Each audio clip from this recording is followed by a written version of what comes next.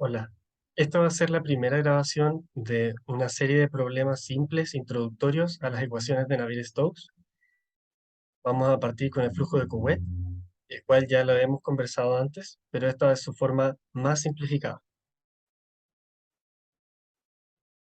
El planteamiento dice, en dinámica de fluidos, el flujo de Couette se refiere al flujo laminar de un fluido viscoso en el espacio entre dos planos paralelos o placas, en el que uno está en movimiento relativo con respecto al otro. El flujo es conducido en virtud a la fuerza de arrastre actuante sobre este y al gradiente de presión aplicado entre las dos placas. Entonces, en este gráfico podemos ver el fluido en verde, la placa inferior en rojo y una placa superior en movimiento en color azul. El perfil de velocidad debe darnos de forma lineal y el gradiente sería la pendiente de esta función, la cual será ascendente de abajo hacia arriba. Y el esfuerzo tangencial debemos descubrir también qué forma tiene.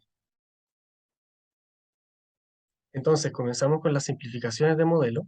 La primera nos dice que este es un flujo plano, es decir, que vive en dos dimensiones, o bien es simétrico en la componente z. Por lo tanto, el flujo en la dirección z es nulo, y además los cambios en la dirección z también son nulos. De esa forma, el vector velocidad no depende de la variable z.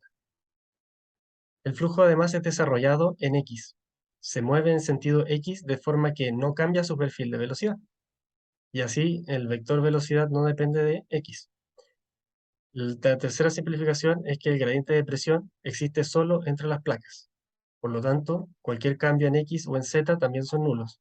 De esa forma, la función de la presión o el campo de presión escalar no depende de x y z, por lo tanto solo es una función en y.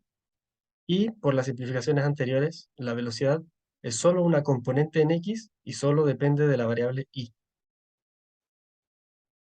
Dicho eso, aplicadas a las ecuaciones de continuidad y Navier-Stokes, obtenemos primero una ecuación redundante en continuidad, donde 0 es igual a 0, ya que se eliminan todos los términos, y las componentes de Navier-Stokes nos quedan de esta forma, donde 0 es igual a mu por la segunda derivada de u, 0 es igual a ρ por g menos la derivada de la presión. Esto ya que para que el gradiente en i, que dijimos que sí existe, tenga algún componente en esa igualdad, no nos queda otra que esta sea la gravedad. Si no, este gradiente de presión no existiría. Y por último, 0 también es igual al cambio de la presión en z. Vamos a llamar 1.1 y 1.2 a estas dos ecuaciones porque son importantes y nos ayudarán a resolver el problema. Partimos evaluando el gradiente de presión. Desde la ecuación 1.2 sabemos lo siguiente, que esta derivada en i es una derivada derecha o total, ya que la presión solo depende de esta coordenada, y por lo tanto si integramos en i, obtenemos un campo de presión igual al modelo clásico de presión hidrostática, donde solo nos basta conocer la presión en un punto, que sería equivalente a una condición de borde, para conocer el gradiente, cómo cambia en la presión en cualquier punto del espacio, de acuerdo a esta ecuación de aquí. Para el perfil de velocidad, a partir de la ecuación 1.1, sabemos esto, y entonces si integramos dos veces, ya que esta ecuación es nada más que una segunda derivada de la componente de la velocidad u con respecto a i, tenemos una primera derivada igual a una constante y la función resultante igual a una función lineal. Tenemos dos constantes de integración, por lo tanto necesitamos dos condiciones de borde. La primera es que la placa inferior está quieta, y por condición de adherencia, el fluido adopta la velocidad de esta placa. Por lo tanto, U evaluada en 0 es igual a 0, y evaluando efectivamente obtenemos C2. Para la placa superior, que está en movimiento, el fluido también adopta su velocidad, llamémosla U mayúscula, y la altura o distancia entre las dos placas, llamémosla H mayúscula. Por lo tanto, U va a ser igual a C1 por H más C2. Ocupando la ecuación 1.6 en la 1.7, nos queda que U mayúscula es igual a C1 por H, es decir, C1 es igual a U partido en H. Eso llamémoslo ecuación 1.8. Y esta ecuación, en la ecuación 1.5, nos da finalmente el perfil de velocidad, donde U de I es igual a U partido en H por I.